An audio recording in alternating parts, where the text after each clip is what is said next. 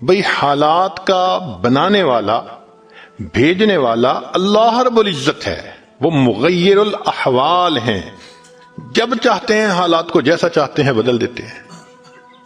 تو یہ تو حکم پروردگار کا ہوگا تب بدلیں گے۔ دنیا کے کہنے سے حالات بدلتے تو دنیا جنت نہ بن جاتی، ہر بندہ اپنی من مرضی کی زندگی گزار رہا ہوتا۔ تو ایک ترتیب ہے اللہ رب العزت کے ہاں، چنانچہ ہمارے مشائخ نے 4 باتیں کہی ہیں، لوہے کی لکیر ہیں، جب آزمائیں گے ان باتوں کو کھرا پائیں گے۔ پہلی بات کہ جو شخص اپنے اعمال کو سنوار لیتا ہے اللہ تعالیٰ اس کے حالات کو سنوار دیتے ہیں۔ جو شخص اپنے اعمال کو سنوار لیتا ہے اللہ تعالیٰ اس کے حالات کو سنوار دیتے ہیں۔ ہم اس کوشش میں لگے ہوئے ہیں کہ حالات پہلے سنوریں پھر اعمال سنواریں گے۔ آپ بات کریں دوست سے، بھئی آپ مسجد میں نظر نہیں آتے، کچھ کاروباری حالات ٹھیک نہیں، ٹھیک ہو گئے تو میں مسجد میں آؤں گا۔ یعنی ہم چاہتے ہیں حالات پہلے ٹھیک ہوں، اعمال بعد میں ٹھیک ہوں گے۔ کیسے ترتیب الٹ سکتے ہیں ہم؟ چنانچہ جسے دیکھیے وہ اسی کوشش میں لگا ہوا ہے کہ پہلے حالات ٹھیک ہوں بعد میں اعمال ٹھیک کریں گے۔ تو ترتیب ہی الٹی ہم کرتے پھر رہے ہیں۔ اعمال کو جو شخص سنوار لیتا ہے اللہ تعالیٰ اس کے حالات کو سنوار دیتے ہیں۔ اعمال بگڑیں گے، حالات بگڑیں گے۔ جب کہا میں نے کہ یا اللہ تو میرا حال دیکھ، جب کہا میں نے کہ یا اللہ تو میرا حال دیکھ، حکم آیا میرے بندے نام اعمال دیکھ۔ ہم حالات کا تو شکوہ کرتے ہیں، اپنے عمل تو نہیں نہ دیکھتے۔ تو اعمال کو سنوارنے سے اللہ تعالیٰ حالات کو سنوار دیتے ہیں۔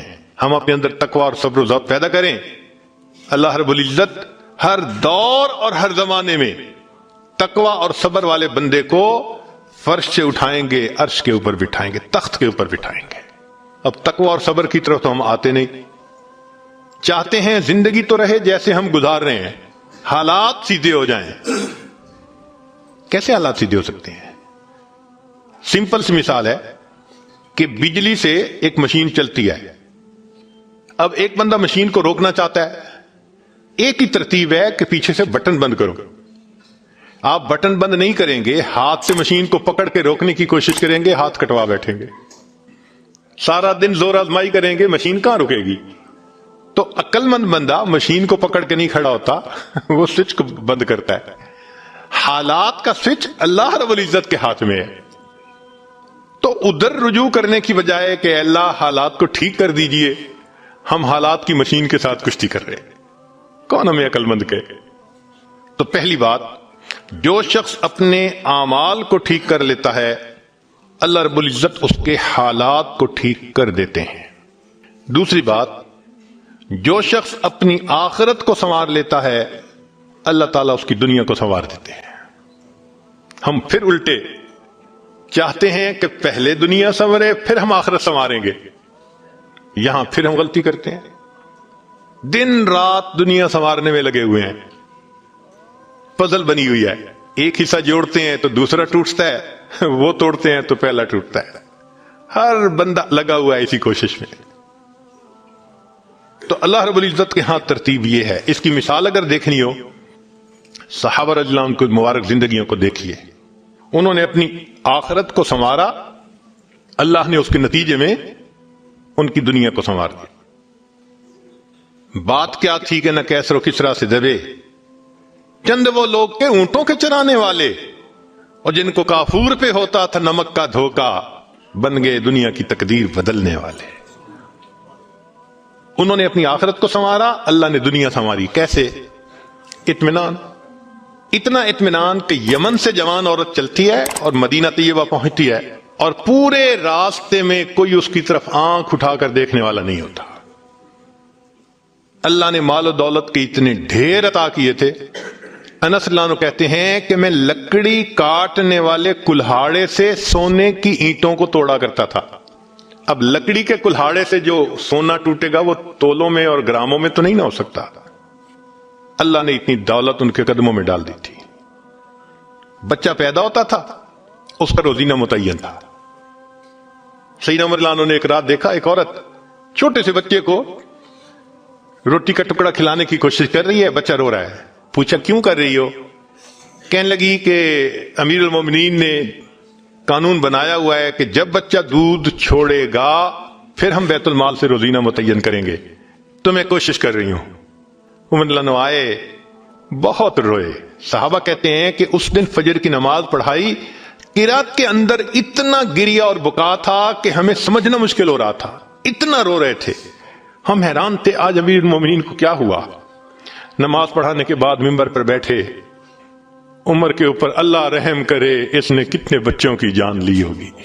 مقصد یہ تھا کہ میں نے جو یہ قانون بنایا تو کتنی ماؤں نے معصوم بچوں کے دودھ چھڑوائے ہوں گے اور وہ دودھ سے محروم ہوں گے میری وجہ سے. پھر اعلان فرمایا کوئی ماں بچے کو دودھ جلدی مت چھڑوائے، جس دن بچہ پیدا ہوگا اسی دن بیت المال سے وظیفہ متعین کر دیا جائے گا. آج سے 1400 سال پہلے ہے. تو انہوں نے اپنی آخرت کو سنوارا، رب کریم نے اس کے بدلے ان کی دنیا کو سنوار دیا. قرآن مجید میں اللہ تعالیٰ فرماتے ہیں وَلَوْ أَنَّ أَهْلَ الْقُرَىٰ آمَنُوا وَاتَّقَوْا، اگر یہ بستی دیسوں والے ایمان لاتے، تقوی کو اختیار کرتے، لَفَتَحْنَا عَلَيْهِمْ بَرَكَاتٍ مِّنَ السَّمَاءِ، ہم ان کے لیے آسمان سے برکتوں کے دروازے کھول دیتے. تو ترتیب یہی ہے کہ جو آخرت کو سنوارتا ہے اس کوشش میں لگتا ہے، دنیا اس کا سایہ ہے. اللہ دنیا کو خود بخود سنوار دیتے ہیں، الگ سے محنت نہیں کرنی پڑتی. مثال کے طور پہ جو بندہ سچ بولتا ہے تجارت میں، اللہ تعالیٰ اس کی تجارت کو خود سنوار دیتے ہیں. قسم اٹھا کے یہ بات کہی جا سکتی ہے کہ سچ بولنے والا تاجر کبھی مفلس نہیں ہو سکتا. پاسبل ہی نہیں کہ سچ کی بنیاد ہو اور اس میں برکت نہ ہو. تو دو باتیں ہیں، جو شخص اپنے اعمال کو سنوارتا ہے اللہ تعالی حالات کو سنوار دیتے ہیں، جو اپنی آخرت کو سنوار لیتا ہے اللہ تعالیٰ اس کی دنیا کو سنوار دیتے ہیں. ہارون رشید اپنی کھڑکی میں سے نیچے دیکھ رہا ہے، مسجد کے دروازے پر امام ابو یوسف رحمت اللہ علیہ تشریف لا رہے ہیں اور ان کے پیچھے دو شاگرد ساتھ ساتھ جڑے ہوئے ہیں. دونوں چاہتے ہیں کہ میں جوتے اٹھاؤں، ہر ایک اس کوشش میں ہے. جب امام ابو یوسف رحمت اللہ نے جوتے اتارے تو ان میں سے ایک بچے کا ہاتھ ایک جوتے پہ پڑا، دوسرے کا ہاتھ دوسرے جوتے پہ پڑا. دونوں نے ایک ایک جوتا اٹھا لیا. پھر انہوں نے فوراً آپس میں یہ طے کر لیا کہ ایک نے کپڑا بچھایا رومال، ایک نے بھی جوتا ڈالا دوسرے نے بھی اس میں ڈال دیا. ایک نے ایک طرف سے پکڑ لیا دوسرے نے دوسری طرف سے، کہ دونوں کو جوتے اٹھانے کا اجر مل جائے. حضرت آگے جا رہے ہیں اور پیچھے دو طالب علم اس طرح جوتے لے کے جا رہے ہیں کہ رومال کے اندر جوتے ہیں، ایک نے بھی پکڑا ہوا ہے دوسرے میں بھی پکڑا ہوا ہے. ہارون رشید نے دیکھا تو ٹھنڈی سانس لی. بیوی نے پوچھا ہارون رشید کیا ہوا؟ کہنے لگا یوں تو دنیا ہمیں بادشاہ کہتی ہے، ہمارے جوتے اٹھانے کے لیے بھلا کون جھگڑتا ہے.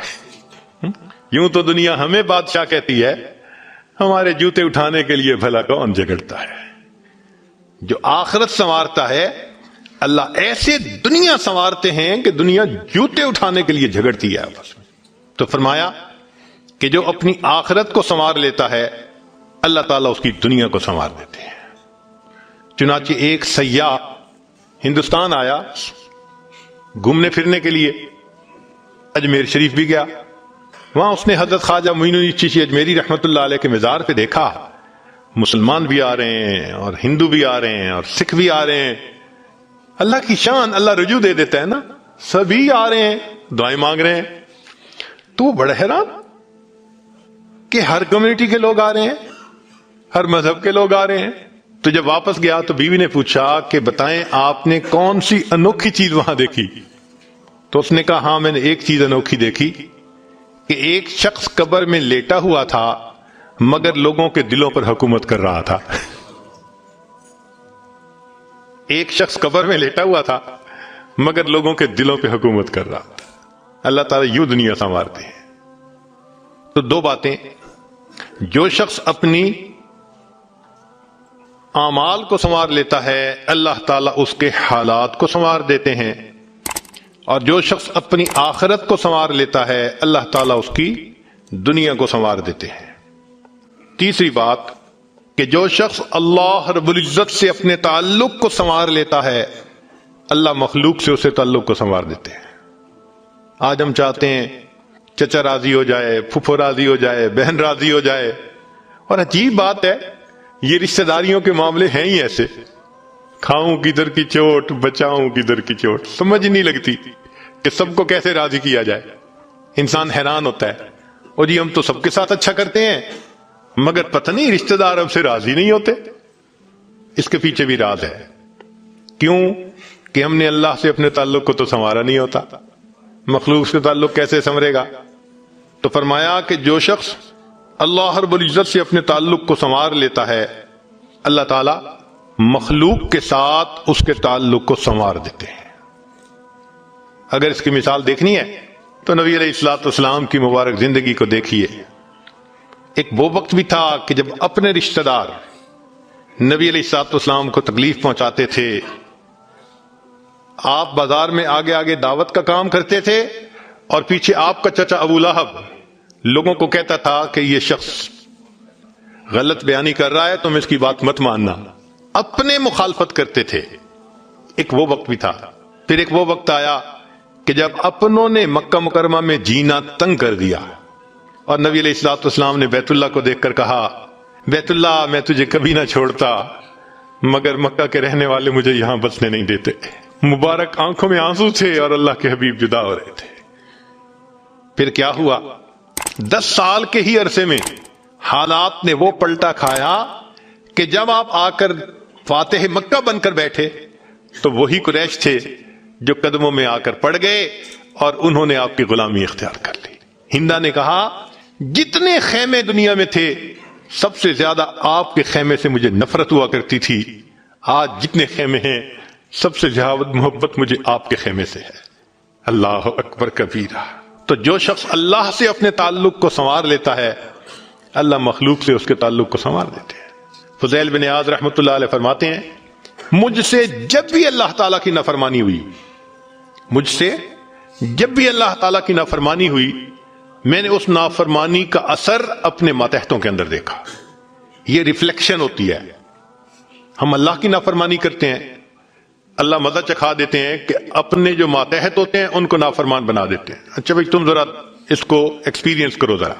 وہ جی کیا کریں، بیوی سنتی ہی نہیں ہے، حضرت بس اولاد افلاطون بن گئی ہے، حضرت بچے نے ذلیل کر دیا ہے۔